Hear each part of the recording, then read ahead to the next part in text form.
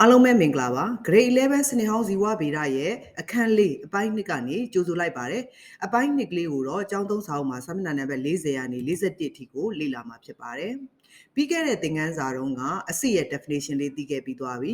ကော်တလီတွင်အရေးအတွက်ပေါ်မှာမူတည်ပြီးတော့အစစ်လေးကို2မျိုးခွဲတဲ့အကြောင်းလေးလည်းသိပြီးသွားပြီ monocotyledonous ရဲ့ definition နဲ့ dicotyledonous ရဲ့ definition ကိုကလေးတို့အားလုံးမှတ်ခဲ့ပြီးသွားပြီ mono ရဲ့ example လေးဖြစ်တဲ့ပြောင်းမှုနဲ့ di ရဲ့ example လေးဖြစ်တဲ့ပဲကြီးစေ့ကိုမှဒီအခန်းလေးမှာပဲကြီးစေ့ရဲ့အပြင်ဘက်ပိုင်းတိဆောက်ပုံအတွင်းပိုင်းတိဆောက်ပုံ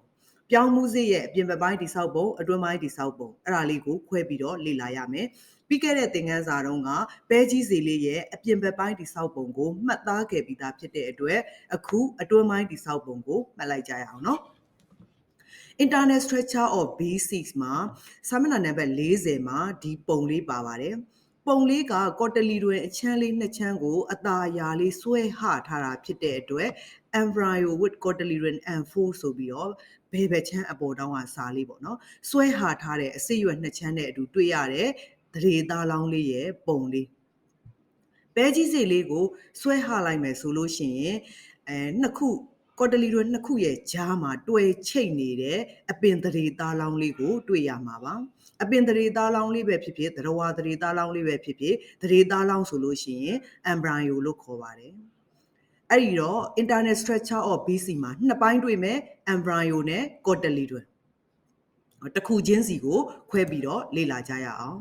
cotyledon လေးအကြောင်းကိုစလေ့လာမယ်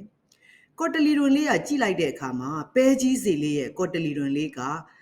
လူတွေရဲ့ကြောက်ကပ်နို့တိုက်သတ္တဝါတွေရဲ့ကြောက်ကပ်ပေါ့နော်ကြောက်ကပ်ကလေးနဲ့ပုံသဏ္ဍာန်အလားသဏ္ဍာန်တူးနေတယ်အဲ့တော့လူတွေရဲ့အတွင်းထဲမှာရှိတဲ့ကြောက်ကပ်စီလေးကလည်းနှိုင်းရှင်မယ်ဆိုရင်ပဲကြီးစီလေးနဲ့အလားသဏ္ဍာန်သွားတူနေတယ်ဒါကြောင့် cotyledon ကိုသုံးရင် kidney shape BC လို့သုံးမယ် BC မှာရှိတဲ့ cotyledon လေးက kidney shape cotyledon ဖြစ်နေတယ်လူတွေမှာရှိတဲ့ကြောက်ကပ်ကလေးကတော့ B shape kidney ပေါ့ B shape နော်ကြောက်ကပ်ကလေးဆိုရင် B shape ပဲကြီးစေ့ပုံ cotyledon လေးဆိုရင် kidney shape ကြောက်ကပ်ပုံတဲ့အဲ့တော့ဒီဘဲဘက်ချမ်းကပုံလေးကလူရဲ့အညစ်အကြေးစွန့်အင်္ဂါအဖွဲ့အစည်းမှာရှိတဲ့စီးစွန့်နဲ့စီးနဲ့ပတ်သက်တာကိုစီးနဲ့ပတ်သက်တဲ့ကိစ္စဝိစ္စကိုတာဝန်ထမ်းဆောင်တဲ့ကြောက်ကပ်ကလေးနှစ်ခုကြောက်ကပ်ကလေးကနေစီးအိမ်လေးစီကိုစီးလေးပို့ပေးတယ်စီးအိမ်လေးကနေမှအပြင်ဘက်ကိုစီးစွန့်တဲ့အဖွဲ့အစည်းကိုအညစ်အကြေးစွန့်အင်္ဂါအဖွဲ့အစည်းလို့ခေါ်တယ်အဓိကအင်္ဂါလေးကတော့ကြောက်ကပ်ပေါ့နော်ခန္ဓာကိုယ်မှာဘိုက်ထဲကကြောချမ်းဘက်မှာရှိတယ်ကြောရိုးတိုင်းရဲ့ဘယ်ညာတစ်ဖက်တစ်ချက်တစ်လုံးစီနှစ်ခုရှိတယ်ဒါကြောင့်မလို့တစ်ခုကိုရောင်းစားလို့ရတာပေါ့နော်အိန္ဒိယမှာဆိုလို့ရှိရင်ကြောက်ကပ်ရောင်းစားတာတွေခက်စားနေတယ်ကြောက်စရာပေါ့နော်ကြောက်ကပ်မှာကြောက်ကပ်ကလေးကပဲကြီးစိမ့်နဲ့အလားသဏ္ဍာန်တူတဲ့အတွက် B shape ကော်တလီတွင်လေးကကြောက်ကပ်နဲ့အလားသဏ္ဍာန်တူတဲ့အတွက် kidney shape အဲ့ဒီ kidney shape ကြောက်က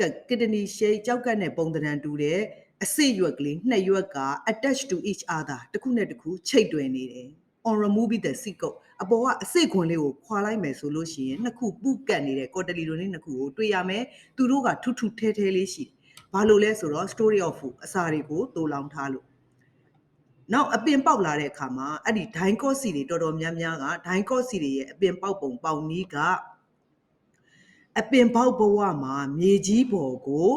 ကော်တလီတွင်လေးနှစ်ခုကကကားလေးနဲ့ပထမဦးဆုံးစထွက်လာတယ်။ဒါကြောင့်သူ့ကိုကြည့်လိုက်လို့ရှိရင်အပင်ရဲ့ပထမဦးဆုံးလေးအရွက်တစ်စုံလို့ထင်အောင်ထင်မရှိရတယ်။အမှန်တကယ်အရွက်အစ်စ်တော့မဟုတ်ဘူးပေါ့နော်။သူတို့နှစ်ခုကအရင်ဦးဆုံးထောင်ကားလေးထွက်လာတဲ့အတွက်ပထမဦးဆုံးအရွက်တစ်စုံအပင်ပေါက်ဘဝလေးရဲ့ပထမဦးဆုံးအရွက်တစ်စုံလို့ထင်အောင်ထင်မှားဖြစ်စေပါတယ်။ဒါလေးကတော့ cotyledon ရဲ့အကြောင်းဖြစ်ပါတယ် internal structure မှာ cotyledon နဲ့ embryo ဆိုပြီးနှစ်ပိုင်းခွဲပြီးလေ့လာမယ် cotyledon အကြောင်းလေးလေ့လာပြီးတဲ့အခါမှာ embryo အကြောင်းလေးကြည့်ရအောင်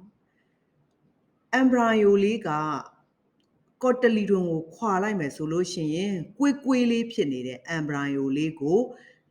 သရေပေါက်ရဲ့အဆုံးမှာချိတ်တွယ်နေတာတွေ့ရတယ်သရေပေါက်ကလေးကိုလည်းကလေးတို့ကတည်ပြီးသားပြီးခဲ့တဲ့ external structure of BC မှာဘဲဥပုံအမာရွက်ကြီးကချ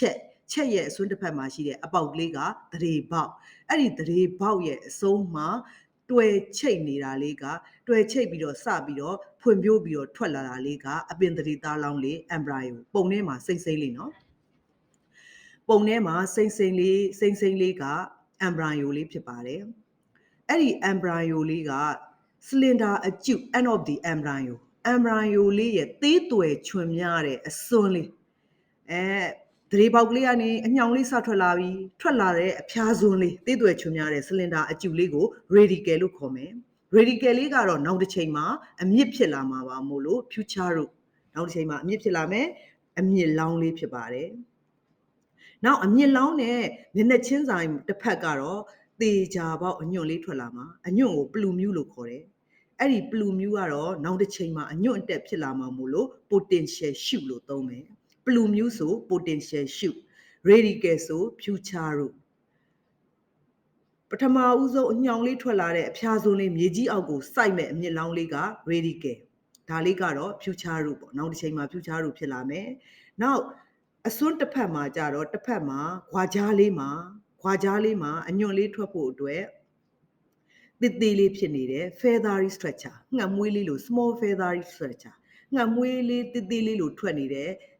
ဖြစ်နေတဲ့ဟာလေးကပြီးရင်အညွန့်ထွက်မှာအဲ့ဒီအညွန့်လေးကကော်တလီတို့နှစ်ခုရဲ့ခွာကြားမှာညက်နေတယ်အဲ့ဒီအညွန့်လောင်းလေးကပလူမြူးလို့ခေါ်မယ်ပလူမြူးလေးကနောက်တစ်ချိန်မှာအညွန့်တက်ဖြစ်မှာမို့လို့ potential shift လို့သုံးမယ်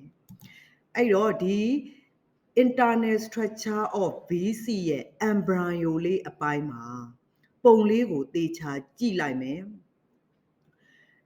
ပုံလေးမှာ embryo လေးမှာအညွန့်လောင်းတဲ့ကက်ရက်ဆိုရင်မြေကြီးပေါ်ပါလာမှာဖြစ်တဲ့အတွက်စေ့ရွက်အထက်တန်းလို့ခေါ်တဲ့ epicotyle အမြင့်လောင်းတဲ့မြေကြီးအောက်ကိုစိုက်သွားမယ်အမြင့်လောင်းတဲ့ကက်ရက်ဆိုလို့ရှိရင်မြေကြီးအောက်ကိုပါသွားမှာဖြစ်တဲ့အတွက် hypocotyle bio မှာ hypo ဆို below epi ဆို above hypo ဆိုတာအောက် epi ဆိုတာအထက်အဲ့တော့အမြင့်သည်မြေကြီးအောက်ကိုရောက်မှာအမြင့်နဲ့ကက်ရက်ကောင်းသည် hypocotyle အညွန့်လောင်းလေးနဲ့ကက်ရက်ကောင်းသည် epicotyle အညွန့်လောင်းတဲ့ကက်ရက်ဆိုရင်စေ့ရွက်အထက်တန်းအမြင့်လောင်းတဲ့ကက်ရက်ဆိုရင်စေ့ရွက်အောက်တန်းစခရင်ဘော်ကပုံလေးဘယ်ချမ်းကပုံလေးရဲ့ embryo လေးအပိုင်းလေးကိုသေချာကြည့်မယ်ထိတ်တဲ့မှာအညွန့်လေးငှက်မွေးပုံလေးနဲ့အညွန့်လေးထွက်တော့မဲ့ပလူမြူးလေးနဲ့ကက်ရက်ဆိုရင် epicotyle မြေကြီးအောက်ကိုစိုက်မဲ့ radical နဲ့ကက်ရက်ဆိုရင် hypocotyle ဖြစ်ပါတယ်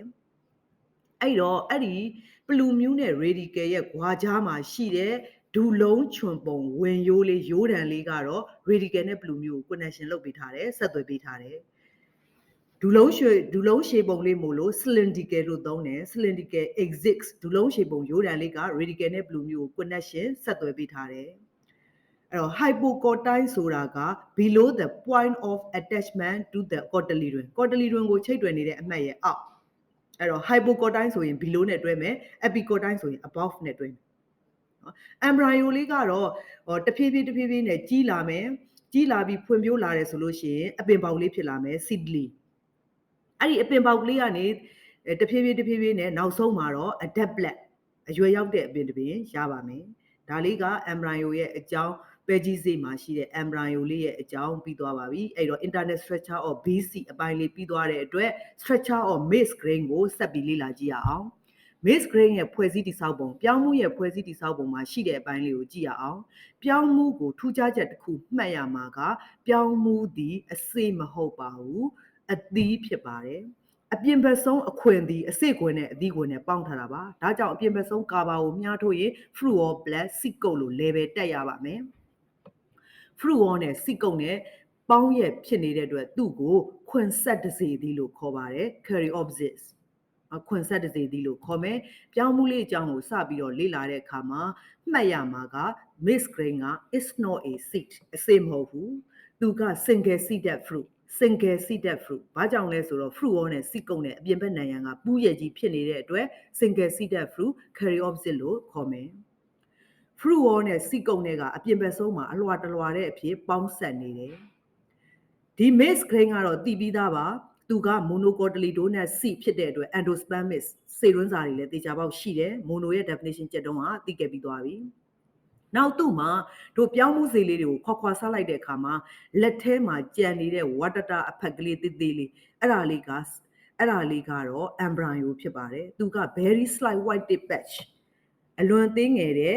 white tip patch အဖြူဖြော့ဖြော့အယောင်ရှိတဲ့အကွက်ကလေးပြောင်းမှုမှာရှိတဲ့ဖြူဖြော့ဖြော့အယောင်ရှိတဲ့အကွက်ကလေးကတို့စားလိုက်ရင်ချွေချွေကြရင်လက်ထဲမှာကြံကြံနေတဲ့အဝါရောင်လုံးဘဲဥပုံလိုမျိုးလုံးလုံးလေးနဲ့အဖြူရောင်အကွက်ကလေးအဲ့ဒီအပိုင်းလေးက embryo ဖြစ်ပါတယ်micro ပိုင်းကတော့ပြောင်းမှုရဲ့ base မှာရှိပါတယ်။တရေပေါက်ကတော့ပြောင်းမှုစီလေးချွေချွေစားလိုက်တဲ့ရဲ့အောက်က base အခြေမှာ micro ပိုင်းရှိပါမယ်။ပြောင်းမှုရဲ့ထိပ်ကလေးမှာသေးငယ်တဲ့အဖူလေးတစ်ခုရှိတယ် small protuberance အဖူလေးကို protuberance လို့ခေါ်မယ်။အဲ့တော့ဒီဘက်ကပြောင်းမှုလေးပုံလေးကို level မြားတက်တဲ့အခါမှာအပြင်ဘက်ဆုံးနိုင်ရန်ဆိုရင် fruit or black seagull အတွင်းထဲကငါတို့ခွာစားလိုက်ရင်လက်ထဲမှာကြွေကြွေပြီးကြံခဲ့တဲ့အဝိုင်းသေးသေးလေးက embryoနော်စားတဲ့အနှစ်တွေကတော့ endosperm ဖြစ်ပါတယ်စားလို့ကောင်းတဲ့ဖြူဖြူအနှစ်တွေက endosperm ဖြစ်တယ်နောက်အဲ့ဒီပြောင်းမှုစေလေးရဲ့အပေါ်ဆုံးထေလေးမှာတစ်သေးလေးအဖူတစ်သေးလေးရှိတယ်အဲ့ဒါလေးကတော့ base of the style ဖြစ်ပါတယ်ဘာကြောင့်လဲဆိုတော့အသီးရဲ့ထိပ်မှာအသီးလောင်း ovary ရဲ့ထိပ်မှာ style ရှိတယ် style ရဲ့ထိပ်မှာ stigma ရှိတယ် chapter 2 တုန်းကလေ့လာခဲ့ပြီးသားအဲ့တော့အသီးရဲ့ထိပ်ကအညာလေးဒီအသီး ovary ရဲ့ထိပ်ကဟာလေးဒီstyle ရဲ့အခြေဖြစ်ပါတယ် ovary ရဲ့ထိပ်ပိုင်းလေးကအဖူလေးကျန်နေကြတာဒီ base of the style ဒါကြောင့် chapter 3မှာတော့ကမလကာသီးလေးလို့မလကာသီးရဲ့အသီးလောင်းလေးရဲ့ထိပ်တဲ့မှာကျန်နေတဲ့ဟာလေးဆိုလို့ရှိရင် style ရဲ့အကျွမ်းအကြံဖြစ်တဲ့အတွက် remain of style ခရမ်းကျင်သီးတို့နောက်တစ်ခါခရမ်းသီးတို့ရဲ့အောက်ခြေအညာမှာကျန်နေတဲ့အစိမ်းရောင်ဖက်ကလေးဆိုလို့ရှိရင် remain of callus ဆိုပြီးတော့သိခဲ့တယ်ဒါလည်းပြောင်းမှုရလဲခွန်ဆက်တစေသီးဖြစ်တဲ့အတွက်ထိတ်တဲ့အဖူလေးကိုမြားထိုးရင် base of style အဲ့ဒီ base of style ဒီ protuberance သိငယ်တဲ့အဖူလေးဖြစ်ပေါ်နေပါတယ် protuberance လို့ခေါ်မယ်အဲ့တော့ဒီထိအဆင်ပြေသွားပြီဆိုရင်နောက်ထပ်တစ်ခုဆက်လေ့လာလိုက်ရအောင်သူ့ရဲ့အပြင်ဘက်ဆုံးအလွှာက fruit နဲ့စီကုံနဲ့ပေါင်းဆက်တယ်ဆိုတာကလေးတို့သိပြီးသွားပြီနောက်အဲ့ဒီပြောင်းမှုလေးမှာအပေါ်ဘက်ပိုင်း upper one third သုံးပုံရင်တပုံလောက်ကနေပြီးတော့ပြောင်းမှုကြီးတစ်စီလုံးနဲ့နှိုင်းရှင်မယ်ဆိုလို့ရှိရင်3 quarter 4ပုံ3ပုံလောက်ကတော့တို့ endosperm အနှစ်တွေလေအဖြူရောင်အနှစ်တွေစားလို့ကောင်းတဲ့အဖြူရောင်အနှစ်တွေဒီပြောင်းမှုကြီးတစ်စီလုံးနဲ့နှိုင်းရှင်မယ်ဆိုရင်တော့4ပုံ3ပုံလောက်ရှိမယ်ဒါပေမဲ့ဟို embryo လေးနဲ့ကြည့်လိုက်မယ်ဆိုရင်တော့အပေါ်ပိုင်းကနေဆိုရင်တော့1 third 3ပုံတပုံလောက်မှာရှိမယ်အပေါ်ပိုင်းကနေကြည့်ရင်3ပုံတပုံလောက်ကနေပြီးတစ်စီလုံးမှာဆိုလို့ရှိရင်4ပုံရင်3ပုံလောက်ကတော့endosperm အနှစ်တွေကြီးပဲဖြစ်ပါတယ် endosperm အဲ့ endosperm မှာနှစ်ပိုင်းပါမယ်အပြင်ဘက်ကအယောင်လွှာအတွင်းကကစီဓာတ်အဖြူရောင်နှစ်ကလေးတွေကကစီဓာတ်အပြင်ဘက်ကပြုတ်လိုက်ရင်အဝါရောင်ပြောင်းတဲ့ဟာက aileron layer အဲ့တော့ပုံလေးမှာ level မြားထိုးလို့ရှိရင်အပြင်ဘက်ကအလွှာလေးဆိုရင် aileron layer လို့ထိုးမယ်အတွင်းနဲ့ဆို stretch လို့ထိုးမယ်အဲ့ aileron layer နဲ့ stretch နှစ်ခုဒီ endosperm ရဲ့အစိတ်အပိုင်းတွေဖြစ်ပါတယ်အဲ့တော့ endosperm လေးတည်သွားပြီ aileron layer မှာ protein နဲ့ fatsအသားဓာတ်နဲ့အဆီဓာတ်တွေပါပါတယ် stretch ကတော့ကစီဓာတ်တွေပါမှာပေါ့နော်အဲ့တော့ embryo လေးကြည့်ရအောင် endosperm အပိုင်းလေးနားလည်သွားပြီဆိုရင်တော့ embryo လေးကြည့်မယ် embryo လေးထည့်ထားတယ် embryo လေးရှိနေတဲ့